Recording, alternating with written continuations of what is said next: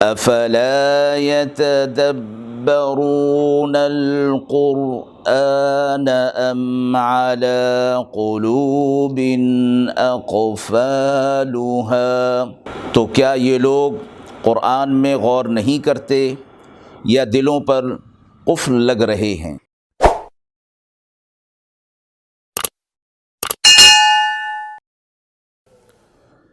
بسم اللہ الرحمن الرحیم۔ السلام علیکم ورحمۃ اللہ۔ ناظرین کرام، قرآن مجید کے پاروں کے خلاصے کے اس پروگرام میں آج آپ کے سامنے پارہ نمبر 9 کا خلاصہ پیش ہے۔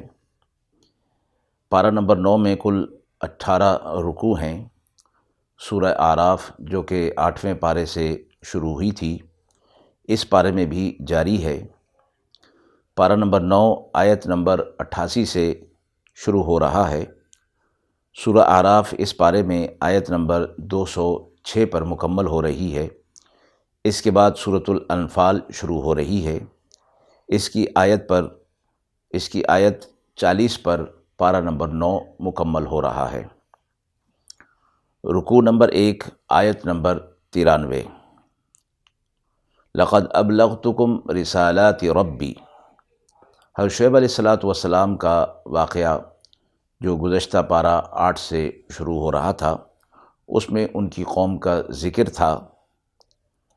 اللہ کی طرف سے ان کی بدعملی اور اللہ کے پیغام کی تکذیب پر عذاب آیا، تو حضرت شعیب علیہ السلام نے اپنی قوم سے فرمایا کہ میں تم تک اللہ کا پیغام پہلے ہی پہنچا چکا اور تمہیں نصیحت بار بار کرتا رہا، اور اس عذاب جو تم پر آیا اس سے تمہیں میں ڈراتا بھی رہا، اور اب تم پر یہ عذاب آ چکا ہے تو اب کافروں پر افسوس کیا کیا جائے؟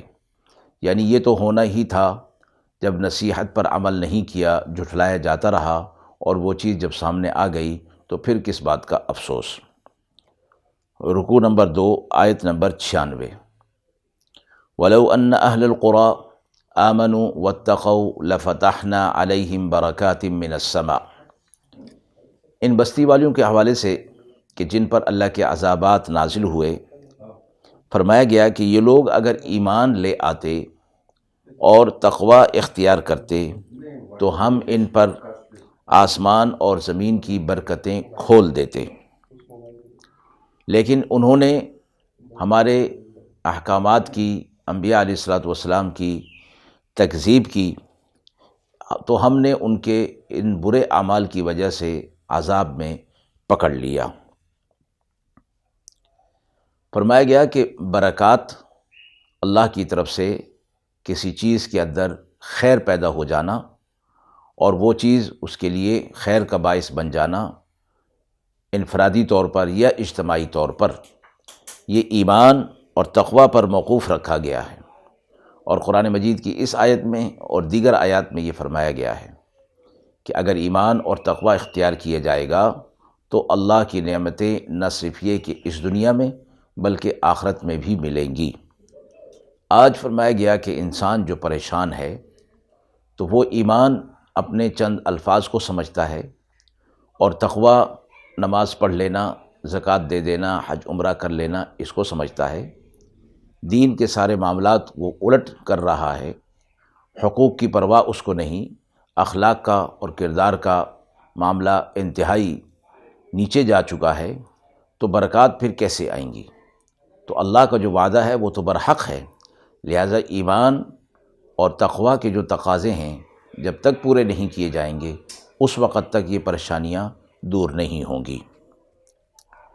رکوع نمبر 3 آیت نمبر 101۔ تِلْكَ الْقُرَىٰ نَقُصُّ عَلَيْكَ مِنْ أَنبَائِهَا، آپ صلی اللہ علیہ وسلم سے فرمایا گیا کہ یہ جو واقعات ہم نے آپ کو بیان کیے ہیں، یہ بستیاں ہیں کہ ہم ان کے کچھ حالات آپ کو سناتے ہیں، یعنی آپ صلی اللہ علیہ وسلم تک ان کے حالات کسی بھی حوالے سے نہیں پہنچ سکتے تھے، کوئی تاریخی حوالہ نہیں تھا، کوئی چیز نہیں تھی، آپ صلی اللہ علیہ وسلم تک یہ حالات بذریعہ وحی اللہ رب العزت نے پہنچائے۔ تو یہ بھی آپ صلی اللہ علیہ وسلم کی نبوت کی دلیل ہے کہ آپ اللہ کے برگزیدہ اور سچے نبی ہیں۔ رکوع 3، 4 اور 5 میں حضرت موسیٰ علیہ السلام فرعون اور آل فرعون کا واقعہ تفصیل کے ساتھ مذکور ہے۔ رکوع نمبر 6، آیت نمبر 130، وَلَقَدْ أَخَذْنَا آلَ فِرْعَوْنَ بِالسِّنِينَ وَنَقْصٍ مِّنَ الثَّمَرَاتِ۔ فرعون والوں کو اللہ نے فرمایا کہ ہم نے قحط اور میووں کے نقصان میں پکڑ لیا تاکہ وہ اس سے نصیحت حاصل کریں، یعنی جب جن چیزوں کے اندر وہ مگن ہو کر اللہ کے پیغام کو اور حق کے پیغام کو جھٹلا رہے تھے، انہی چیزوں پر ہم نے قحط ڈال دیا اور اسی چیز میں ان کو نقصان دے دیا تاکہ وہ اللہ کی طرف رجوع کرنے والے بن جائیں۔ موسیٰ علیہ السلام ان کے درمیان موجود تھے۔ تو جب یہ چیز سامنے آئی تو اگلی آیت کے اندر، آیت نمبر 131 کے اندر فرمایا گیا فَإِذَا جَاءَتْهُمُ الْحَسَنَةُ قَالُوا لَنَا هَذِهِ۔ جب ان کو کوئی اچھائی پہنچتی تھی، بھلائی پہنچتی تھی، تو وہ کہتے تھے کہ ہم تو اس کے مستحق تھے، جبھی یہ ہمیں پہنچ گئی۔ اور اگر کوئی مصیبت آتی تو وہ کہتے کہ یہ موسیٰ علیہ السلام اور ان کے ساتھیوں کی نحوست کی وجہ سے ہے۔ اور پھر انہوں نے ایک پرندوں کے اڑنے اور جانے کا ایک راستہ مقرر کیا ہوا تھا، ایک فال کے طور پر وہ کرتے تھے۔ تو جب ان پر یہ کوئی مصیبت آئی تو وہ موسیٰ علیہ السلام کی نحوست بتلایا کرتے تھے۔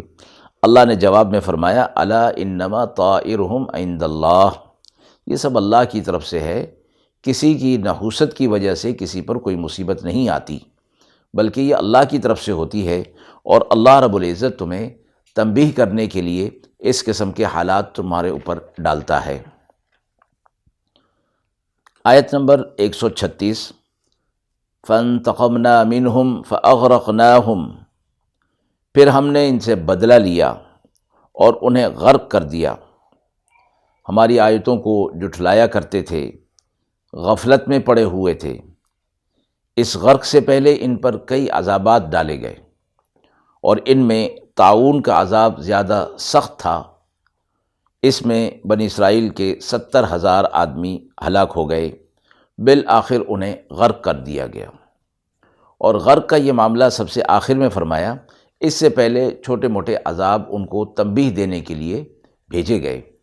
اور روایت میں یوں آتا ہے کہ موسیٰ علیہ السلام کی اس قوم پر جو عذابات آتے تھے تاکہ یہ لوگ اس سے سبق حاصل کریں، عذاب آنے کی شکل میں موسیٰ علیہ السلام کی طرف دوڑے آتے اور کہتے کہ اپنے رب سے دعا کریں کہ یہ عذاب ٹل جائے تو اب ہم نافرمانی نہیں کریں گے۔ موسیٰ علیہ السلام دعا فرما دیتے، اللہ کا عذاب ٹل جاتا، کچھ عرصے بعد یہ پھر بدعملی کے اندر مبتلا ہو جاتے۔ تو اللہ کی طرف سے حجت پوری ہو گئی، پھر اللہ نے فرعون اور آل فرعون کو غرق کر دیا۔ رکوع نمبر 7، آیت نمبر 142، وَوَاعَدْنَا مُوسَىٰ 30 لَيْلَةً وَأَتْمَمْنَاهَا ب10۔ فرعون اور آل فرعون غرق ہو گئے تو اللہ رب العزت نے موسیٰ علیہ السلام کو آرام اور سکون مل گیا، بنی اسرائیل کو بھی۔ تو اب اللہ رب العزت نے موسیٰ علیہ السلام کو کوہ طور پر بلایا تاکہ انہیں کتاب اور شریعت دی جائے۔ موسیٰ علیہ السلام کو 30 راتوں کے لیے بلایا گیا، پھر اس کے بعد 10 راتیں اور کر دی گئیں، اور موسیٰ علیہ السلام وہاں عبادت میں مشغول رہے تو اللہ رب العزت نے انہیں تورات عطا فرمائی۔ آیت نمبر 143، وَلَمَّا جَاءَ مُوسَىٰ لِمِيقَاتِنَا وَكَلَّمَهُ رَبُّهُ۔ موسیٰ علیہ السلام کوہ طور پر تشریف لے گئے اور اللہ رب العزت سے ہم کلام ہوئے۔ تو موسیٰ علیہ السلام نے اللہ رب العزت کو دیکھنے کی بات کی۔ اللہ رب العزت نے فرمایا لن ترانی، اے موسیٰ آپ مجھے نہیں دیکھ سکتے، رؤیت باری تعالی اس وقت ممکن نہیں ہے۔ وَلَكِنِ انظُرْ إِلَى الْجَبَلِ فَإِنِ اسْتَقَرَّ مَكَانَهُ فَسَوْفَ تَرَانِي، البتہ آپ اس پہاڑ کی طرف دیکھیے کہ ہم اس پر تجلی ڈالتے ہیں، اگر وہ قائم رہا تو پھر آپ دیکھ سکتے ہیں۔ اللہ رب العزت نے اپنی تجلی پہاڑ پر ڈالی تو پہاڑ جل کر خاکستر ہو گیا، اور اس تجلی کی تاب نہ لاتے ہوئے موسیٰ علیہ السلام بھی بے ہوش ہو گئے۔ رکوع نمبر 8، آیت نمبر 150۔ وَلَمَّا رَجَعَ مُوسَىٰ إِلَىٰ قَوْمِهِ غَضْبَانَ أَسِفًا۔ موسیٰ علیہ السلام تورات لے کر موسیٰ علیہ السلام جب آئے تو انہوں نے دیکھا کہ قوم بچھڑے کی پوجا کے اندر مبتلا تھی، تو وہ ناراض ہوئے اور کہا کہ تم نے میرے بعد یہ کیا نامعقول حرکت کی۔ اور چونکہ موسیٰ علیہ السلام اپنے قائم مقام حضرت ہارون علیہ السلام کو بنا کر گئے تھے، چھوڑ کر گئے تھے، تو ان کو سرزنش فرمائی، اور وَأَخَذَ بِرَأْسِ أَخِي، اپنے بھائی کے سر کے بالوں سے پکڑ لیا اور کھینچنے لگے۔ تو انہوں نے فرمایا کہ اے میرے بھائی، یہ قوم مجھے ہی ہلاک کرنے والی تھی، میں اس معاملے میں معذور ہوں۔ جب انہوں نے یہ بات سنی موسیٰ علیہ السلام نے، تو انہوں نے پھر فرمایا، دعا کی کہ اے میرے رب، مجھے بھی اور میرے بھائی کو بھی معاف فرما اور ہم پر رحم فرما۔ رکوع نمبر 9، آیت نمبر 156۔ وَاكْتُبْ لَنَا فِي هَذِهِ الدُّنْيَا حَسَنَةً وَفِي الْآخِرَةِ حَسَنَةً۔ اب موسیٰ علیہ السلام اللہ سے دعا کر رہے ہیں کہ ہمارے لیے اس دنیا کے اندر بھی بھلائی لکھ دیجئے اور آخرت میں بھی ہمارے لیے بھلائی لکھ دیجئے۔ اللہ تعالیٰ نے جواب میں فرمایا، قَالَ عَذَابِي أُصِيبُ بِهِ مَنْ أَشَاءُ وَرَحْمَتِي وَسِعَتْ كُلَّ شَيْءٍ۔ میری رحمت ہر چیز کو گھیرے ہوئے ہے، جو کوئی بھی میری اطاعت اور فرما برداری کرے گا، میری رحمت اس کے لیے لازم ہے۔ رکوع نمبر 10، آیت نمبر 158۔ قُلْ يَا أَيُّهَا النَّاسُ إِنِّي رَسُولُ اللَّهِ إِلَيْكُمْ جَمِيعًا۔ آپ صلی اللہ علیہ وسلم کی نبوت و رسالت تمام عالم کے لیے تا قیامت ہے، اسی وجہ سے آپ صلی اللہ علیہ وسلم عالمگیر رسول ہیں، اسی وجہ سے آپ صلی اللہ علیہ وسلم آخری نبی ہیں، خاتم النبیین ہیں۔ آیت نمبر 159۔ وَمِن قَوْمِ مُوسَىٰ أُمَّةٌ يَهْدُونَ بِالْحَقِّ وَبِهِ يَعْدِلُونَ۔ موسیٰ علیہ السلام کی قوم میں ایک جماعت ایسی بھی تھی جو حق پر قائم تھی اور اپنے سارے معاملات اسی حق کے مطابق نمٹایا کرتی تھی، اور ان کے لیے فرمایا گیا کہ یہی جماعت ہدایت پر تھی۔ رکوع نمبر 11، آیت نمبر 163۔ اِذْ يَعْدُونَ فِي السَّبْتِ إِذْ تَأْتِيهِمْ حِيتَانُهُمْ يَوْمَ سَبْتِهِمْ شُرَّعًا۔ ہفتے کے دن کے بارے میں بنی اسرائیل کو آزمائش امتحان میں ڈالا گیا کہ اس دن شکار سے منع کیا گیا، لیکن یہ لوگ اس میں باز نہیں آئے، تو اللہ رب العزت نے ان پر عذاب نازل کیا تھا۔ رکوع 12، آیت نمبر 172۔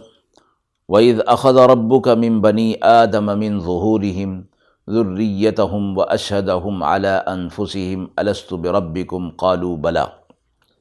اس آیت میں عالم الست کا ذکر ہے۔ عہد الست کسے کہا جاتا ہے؟ اللہ نے جب کوئی مخلوق پیدا نہیں فرمائی تھی، کوئی چیز بھی وجود میں نہیں آئی تھی، تو اس عالم کو عالم الست کہا جاتا ہے۔ البتہ ارواح کو پیدا کر دیا گیا تھا، تو عالم ارواح میں اللہ رب العزت نے ایک محفل منعقد فرمائی اور اس میں تمام ارواح کو جمع کر کے فرمایا، الست بربکم، کیا میں تمہارا رب نہیں ہوں؟ تو سب نے کہا بلا شہدنا، تو سب کے سب اس پر گواہ ہو گئے کہ بے شک تو ہمارا رب ہے۔ آیت مبارکہ میں اسی چیز کا ذکر ہے۔ آیت نمبر 179۔ وَلَقَدْ ذَرَأْنَا لِجَهَنَّمَ كَثِيرًا مِّنَ الْجِنِّ وَالْإِنسِ، کہ ہم جہنم کو کثرت کے ساتھ، جنوں اور انسانوں کی کثرت کے ساتھ جہنم کو بھر دیں گے، اس لیے کہ یہ دل رکھتے ہیں لیکن سمجھتے نہیں، کان رکھتے ہیں لیکن سنتے نہیں، آنکھیں رکھتے ہیں لیکن دیکھتے نہیں۔ یہ دیکھنا ظاہری نہیں بلکہ معنوی اعتبار سے، کہ جب ان کے سامنے حق آتا ہے تو حق کو دیکھتے ہیں لیکن اس کو مانتے نہیں، حق کو سنتے ہیں لیکن اس کو قبول نہیں کرتے، حق کو سمجھتے نہیں، دل اللہ نے ان کو دیا ہے، تو ایسوں کے بارے میں فرمایا اولئک کالانعام، یہ ایسے ہیں جیسے جانور ہوتے ہیں، بل ہم اضل، بلکہ ان سے بھی نیچے درجے کے، جانوروں سے بھی نچلے درجے کے اندر پہنچ گئے ہیں۔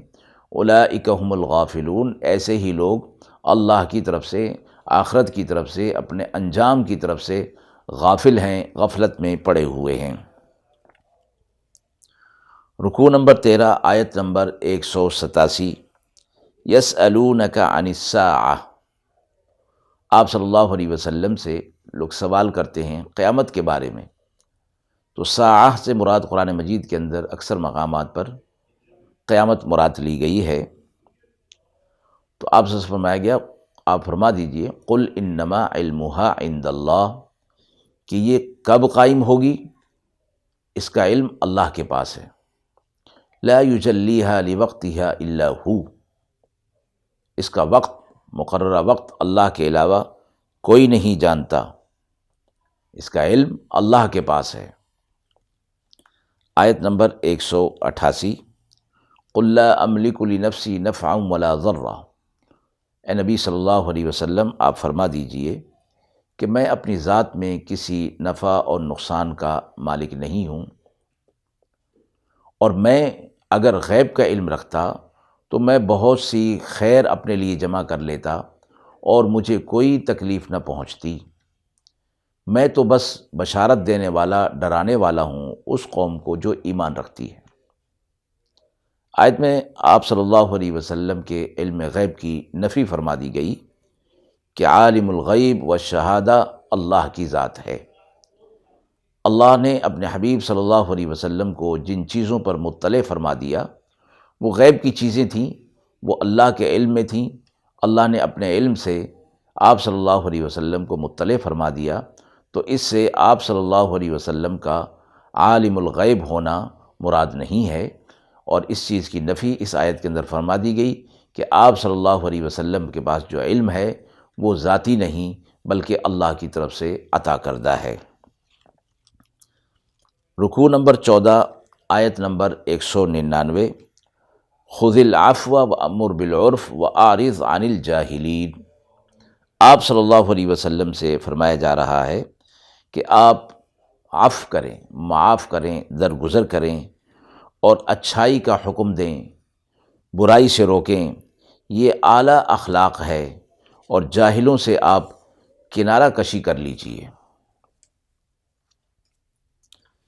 اس کے بعد والی آیت یعنی آیت نمبر 200 میں وَإِمَّا يَنزَغَنَّكَ مِنَ الشَّيْطَانِ نَزْغٌ فَاسْتَعِذْ بِاللَّهِ، یعنی اگر شیطان کی طرف سے کوئی وسوسہ آنے لگے تو آپ اللہ کی پناہ مانگ لیں۔ اعلیٰ اخلاق اختیار کرنے، عفو درگزر کرنے کی صورت میں شیطان کوشش کرتا ہے کہ جھگڑے پر آمادہ کرے اور تاکہ فتنہ اور فساد پھیلے، اس لیے اخلاقی تعلیم کے بعد اس بات کی تعلیم دی گئی کہ اگر اپنے جذبات مشتعل ہوتے ہوئے دیکھیں تو یہ سمجھ لینا چاہیے کہ یہ شیطان کا حملہ ہے اور شیطان اپنا کام کر رہا ہے، اس کا علاج اللہ تبارک و تعالیٰ کی پناہ میں آنا ہے۔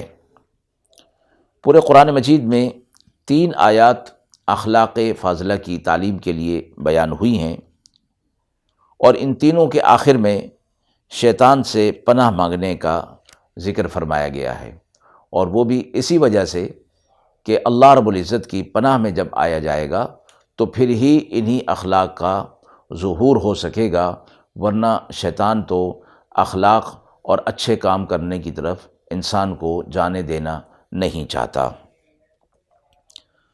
آیت نمبر 204، وَإِذَا قُرِئَ الْقُرْآنُ فَاسْتَمِعُوا لَهُ وَأَنصِتُوا لَعَلَّكُمْ تُرْحَمُونَ، جب قرآن پڑھا جائے تو غور سے سنا کرو اور خاموش رہا کرو تاکہ تم پر رحم کیا جائے۔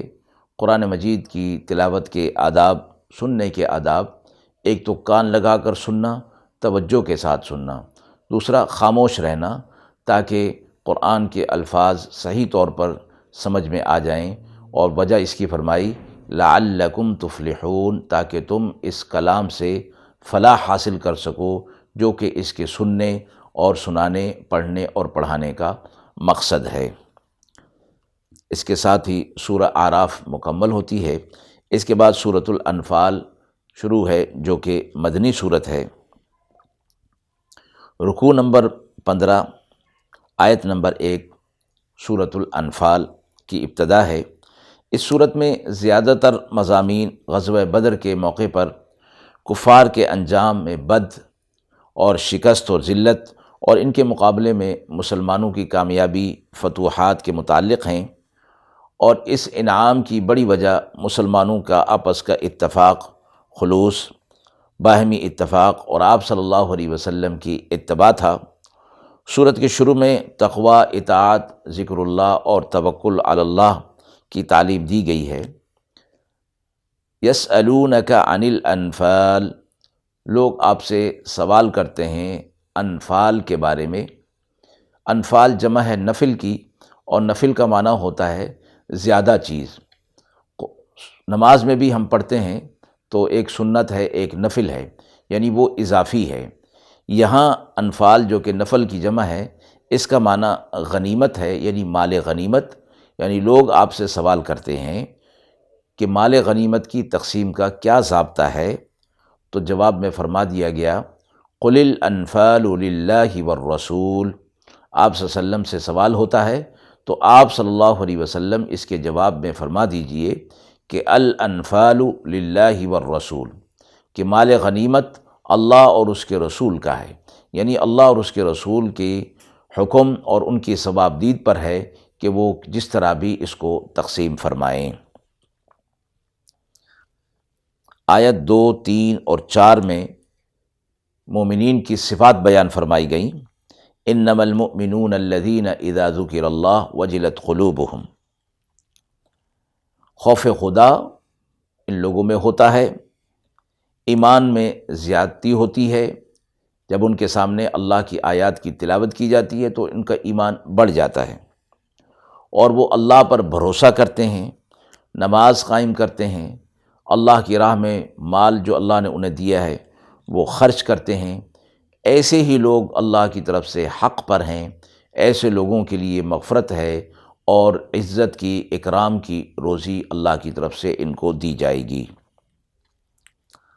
آیت 10 اور 11، اذ تستغیثون ربکم، غزوہ بدر میں فرمایا گیا کہ جب تم اپنے رب کو پکار رہے تھے تو اللہ نے تمہاری مدد کے لیے فرشتوں کے نزول کی بات فرمائی کہ وہ تمہاری مدد کے لیے فرشتوں کو میں بھیج رہا ہوں، جو قطار اندر قطار تمہاری طرف آئیں گے۔ وَمَا النَّصْرُ إِلَّا مِنْ عِنْدِ اللَّهِ، اسی آیت میں فرمایا گیا کہ نصرت جو ہے وہ تو اللہ کی طرف سے ہے، فرشتوں کے بھیجنے پر منحصر نہیں، موقوف نہیں، اللہ اس کے بغیر بھی تمہیں نصرت دے سکتا ہے۔ اور یہ فرمایا گیا وَلِتَطْمَئِنَّ بِهِ قُلُوبُكُمْ لِبُشْرَىٰ وَلِتَطْمَئِنَّ بِهِ قُلُوبُكُمْ، یہ فرشتوں کا بھیجنا دراصل تمہارے لیے بشارت اور تمہارے دل کی تسلی کے لیے تھا، ورنہ اللہ ان اسباب کا محتاج نہیں، اللہ بغیر اسباب کے بھی نصرت اور مدد تمہاری کر سکتا تھا۔ اس لیے ان اللہ عزیز حکیم، اللہ زبردست ہے، حکمت والا ہے۔ رکوع 16، آیت نمبر 15، یا ایھا الذین آمنوا اذا لقیتم الذین کفروا، اہل ایمان کو فرمایا گیا کہ جب کفار کے ساتھ ان کا مقابلہ ہو اور وہ میدان کے اندر آ جائیں تو پھر پیٹھ نہ پھیریں۔ پیٹھ پھیرنا، مقابلے سے بھاگنا، فرمایا یہ بزدلوں کا کام ہے، اور مومن اللہ پر بھروسہ کرتے ہوئے میدان جنگ کے اندر آتا ہے، اور اپنی تعداد پر، ساز و سامان پر وہ بھروسہ نہیں کرتا، اللہ کی مدد و نصرت پر بھروسہ کرتے ہوئے آتا ہے، لہٰذا وہ مقابلے سے پیٹھ کو نہ پھیرا جائے۔ رکوع نمبر 17، آیت نمبر 28، وَاعْلَمُوا أَنَّمَا أَمْوَالُكُمْ وَأَوْلَادُكُمْ فِتْنَةٌ، جان رکھو کہ تمہارا مال اور تمہاری اولاد تمہارے لیے آزمائش اور امتحان ہیں۔ اللہ رب العزت نے یہ دونوں چیزیں دنیا کے اندر عطا فرمائی ہیں، تو دونوں میں امتحان کا پہلو رکھا ہے۔ اولاد کے حوالے سے بھی امتحان، مال کے حوالے سے بھی امتحان، اور فرمایا گیا وَأَنَّ اللَّهَ عِندَهُ أَجْرٌ عَظِيمٌ، اور اللہ کے ہاں ان کا اجر بہت عظیم ہے، یعنی جو مال کے حقوق جو اللہ نے دیے ان کو پورا کرے گا، اسی طرح اولاد کے حقوق کو پورا کرے گا جو اللہ نے دیے ہیں، تو ان کے لیے اجر عظیم کا وعدہ فرمایا گیا ہے۔ رکوع 18 آیت نمبر 29، یا ایھا الذین آمنوا ان تتقوا اللہ، اہل ایمان کو فرمایا گیا کہ اگر وہ تقوی اختیار کریں گے تو یجعل لکم فرقانا، تو اللہ تمہیں فرقان عطا فرمائے گا۔ تقوی کا انعام اس آیت کے اندر فرمایا گیا اہل ایمان کے لیے کہ فرقان یعنی حق اور باطل کے درمیان فرق کرنے کی صلاحیت، معلوم ہو جائے گا کہ حق کیا چیز ہے اور باطل کیا چیز ہے۔ تو فرقان کا لفظ فرق سے ہے، اور قرآن مجید کو بھی فرقان حمید کہا جاتا ہے، اس لیے کہ قرآن بھی حق اور باطل کے درمیان فرق کرنے والی چیز ہے۔ اللہ کے احکامات جائز ناجائز، حلال حرام، حق اور باطل فرق کرنے کی بات کرتے ہیں۔ تو جب تقوی اختیار کیا جائے گا تو اللہ رب العزت تمہیں فرقان عطا فرمائے گا۔ مزید فرمایا وَيُكَفِّرْ عَنْكُمْ سَيِّئَاتِكُمْ وَيَغْفِرْ لَكُمْ، تمہارے گناہوں کو معاف کر دے گا اور تمہیں اپنی مغفرت عطا فرمائے گا، اور اللہ عظیم فضل والا ہے۔ آخری رکوع پارہ نمبر 9 سے شروع ہو کر 10ویں میں بھی جاری ہے، اور آیت 39 پر فرمایا گیا وَقَاتِلُوهُمْ حَتَّى لَا تَكُونَ فِتْنَةٌ وَيَكُونَ الدِّينُ كُلُّهُ لِلَّهِ، کفار کے ساتھ قتال کرو یہاں تک کہ دین سارا کا سارا اللہ کے لیے ہو جائے، کوئی فتنہ باقی نہ رہے۔ جہاد کی ترغیب کے لیے فرمایا گیا کہ جب تک یہ فتنہ موجود ہے، اسلام کے راستے میں، حق کے راستے میں یہ رکاوٹیں جب تک دور نہیں ہوں گی، یہ فتنہ باقی رہے گا، تو تمہیں چاہیے کہ تم اپنے آپ کو اس کام کے لیے تیار رکھو۔ سورہ انفال کی آیت نمبر 40 پر پارہ نمبر 9 مکمل ہو رہا ہے۔ وآخر دعوانا ان الحمد للہ رب العالمین۔